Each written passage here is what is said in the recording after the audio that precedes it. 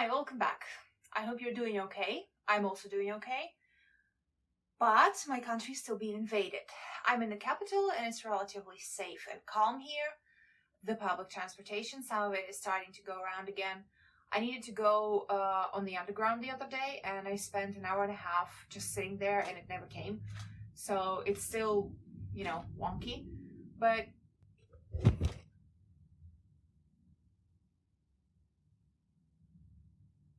the cat just jumped onto my very precautious stand with the tablet that I'm filming on. And I hope she stays there because if she jumps down, it's gonna tumble. Okay, I've got a piece of paper like an adult with all the notes. What's going on in Ukraine war-wise? The Russian soldiers are fucking animals. And no, you know what? That's unfair to animals. They are monsters. That's unfair to monsters. I don't even know what to call them. They do not deserve to walk upon this earth after the things they are doing to my country, to my people, and it's incredible. They're raping, they're pillaging. The news are destabilizing. The things that I wanted to talk about, there are some good things, uplifting things that are happening, some not so good things. Our foreign affairs minister, Dmytro Kuleba, he took a puppy from Mariupol. Here's the puppy. He's adorable. His name is Mike, because Mariupol, Mike. He has two other dogs, so now they're gonna have a little sibling. He couldn't leave him there. The puppy's parents, his family, they're gone. So he took him in. I think that's good news. That's a good thing. What else happened? Our post office, the Ukrainian Post, they have released a beautiful postmark. Here it is, of a soldier flipping the bird to the Russian warship that was told to fuck off. I desperately want them, but they're being sold off so quickly. I'm gonna go to the post office tomorrow and try to snag some or ask them to just leave me a couple, they have some, because I really want them. I love postcards, and if I buy a few, I'm gonna be able to send a few postcards with this postmark to my friends around the world, just to spread the spirit of us wanting to win, of us wanting to be free again. Oh God, is she gonna jump down? No. And about the same ship. That ship was called Moskva, and it was sunk. It was sunk today or yesterday. The news about it are in today, so I guess it is today. And everybody's very pleased about that. And so oh God. I dearly hope that it's filming okay now. Okay. In the Festival of Cannes, I hope I'm pronouncing that correctly, they're going to show a Ukrainian film this year. This festival is going to be 21st, 22nd of May, and they are dedicating it to Ukraine. I mean, they're showing a lot of other films from other countries, obviously, but they are doing it in support of Ukraine outspokenly. And the film is going to be called Butterfly Vision, or Vision of a Butterfly, depending on the translation, by Maxim Nakoniechny, and it's about a Ukrainian pilot lady who was imprisoned for a very long time by Russians, and her adapting to normal life after she was released. It's based on a real story, and I've seen the poster. Here it is. I guess I'm excited to see it, but I don't think I'm gonna be able to do it, just purely because of stress levels that it's probably going to give me. The town of Borodyanka and the surrounding villages. My friend Tanya lives in Borodyanka. She left with her son right now, but small boy. But here's what's going on there. Here's what's happening to the town. It's just gone. It's ruined, and I don't know how people are going to be able to go back home. Tanya right now is trying to collect money for pets that have been left alone, or that, lost their families and are displaced. They're on the streets.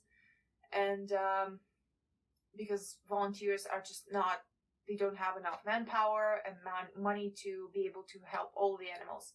So we're doing what we can. All in all, I'm very tired, and everybody's tired. I mean, we're gonna have so much rebuilding to do, and there are a lot of speculations, and nobody knows when the war is going to be over. Obviously, how can you predict something like that? I mean, there are a lot of prognoses, but I don't believe any of them. And we're a little bit wary of May 9th, because Russia's got this wet dream that they're gonna, have a victory on May 9th again against us this time, which is ridiculous. And we're hanging in there. Our soldiers and our president are protecting us.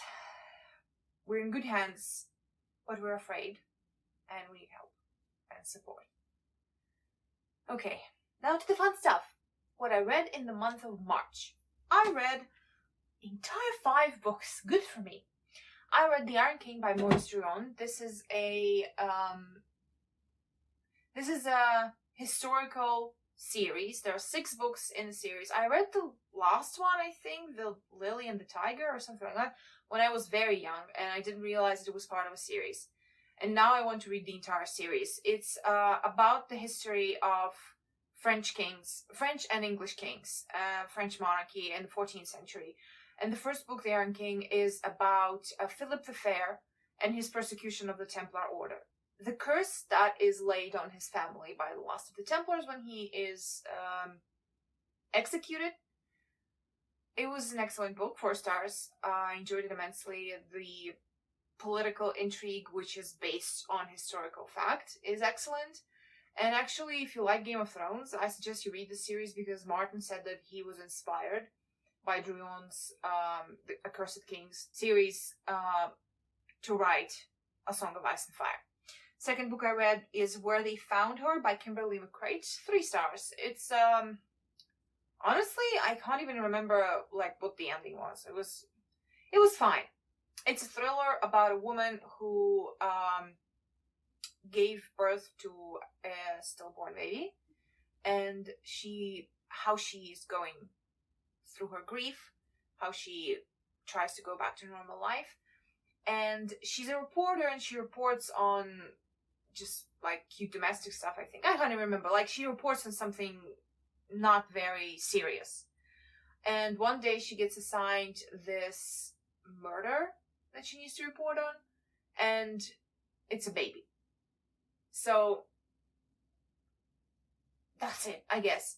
There are a bunch of characters and intersecting stories. It was fine. It was just, I mean, it wasn't boring. I wasn't bored. I kept wanting to turn the pages and find out what happened. But it was only 3 stars. The ending was okay.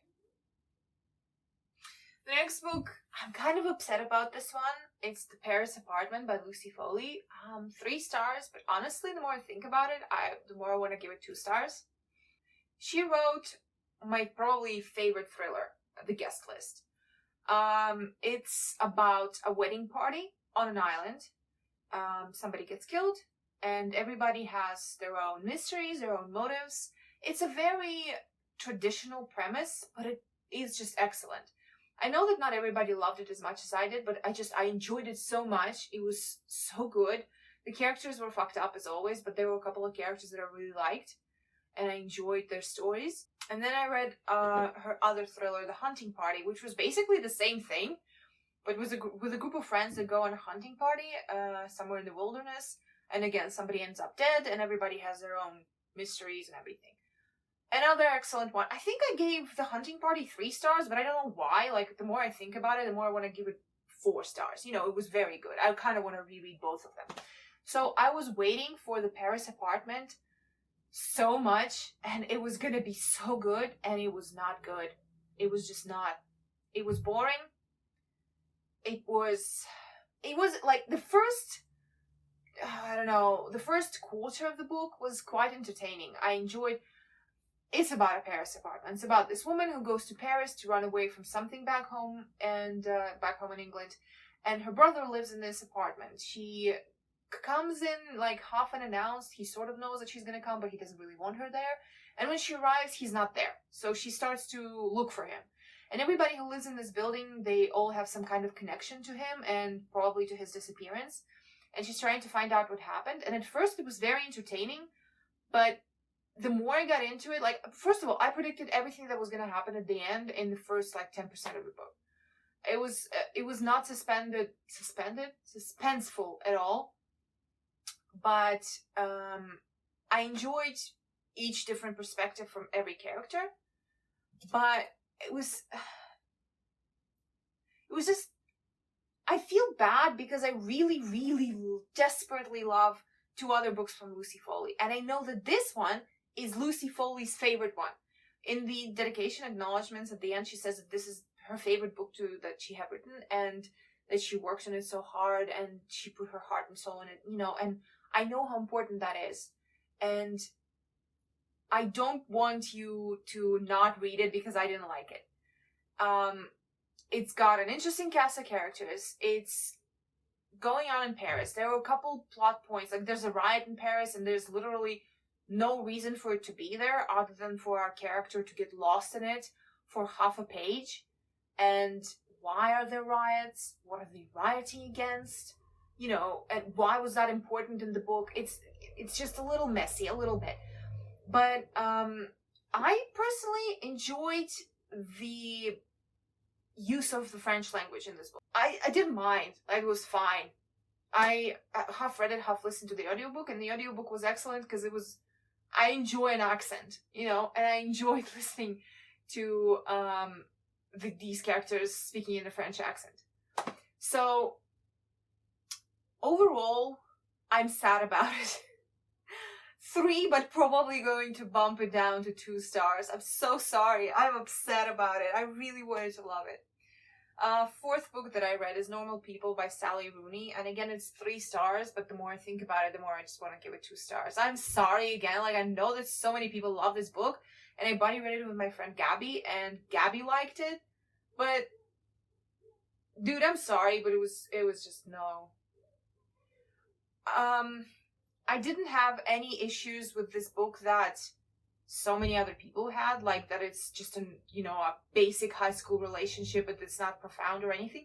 No, I think it is profound. I think it's interesting to look into the thoughts and feelings of just 2 people who are in a messy relationship and messy love with each other. But there was one thing in particular that really, really bothered me. I don't want to spoil anything. Like, it's not that much of a spoiler, but I still don't want to spoil anything for you if you haven't read it yet. But a sexual aspect of one of the characters' personalities, I just do not vibe with it because it was written poorly for what they were experiencing. I don't want to give out anything more, but like, if you read that book and you have thoughts, come at me. Let's talk about it. It was just about a relationship between a boy and a girl. They met in high school. She's kind of an outcast, a rich girl, nobody likes her, and she's smarter than everybody, and just doesn't want to be friends with anybody else. And he's this popular guy. He's very smart, but he's popular and normal, and his mom cleans this girl's house. So they become friends, then they get together in a relationship, and all their lives are just kind of on and again, off again. And it's just about that. And it's interesting. It's nice. I don't read romance for the sake of romance, but I don't think that this book was necessarily romance. I think it was just a deep dive into the psyche of 2 people who are trying to wrestle with their own personalities while trying to live around another person that they love. And the last book that I read was The Hitchhiker's Guide to the Galaxy by Douglas Adams. 2 stars. I'm sorry. It was boring. I don't mind that it was nonsense. Like, I like nonsense. I like strange books. I like stuff that not necessarily makes a lot of sense. But it was just boring. Just boring. The few redeeming qualities, why 2 stars? Because I listened to the audiobook and Stephen Fry just did a stellar job. I love him so much. And I mostly listened to it because I just wanted to listen to his voice for a few hours. And it also made me laugh a couple of times just because the dialogue was funny. But other than that, it was just boring and uninteresting. And am I going to continue in the series? No. So that's it. I read 5 books, didn't do a whole lot. Please let me know what you read and link me your wrap-up video if you did one, or your wrap-up post on Instagram, and tell me if you've read any of these books that I have been talking about and what you think about them. Thank you for watching. Slava Ukraini!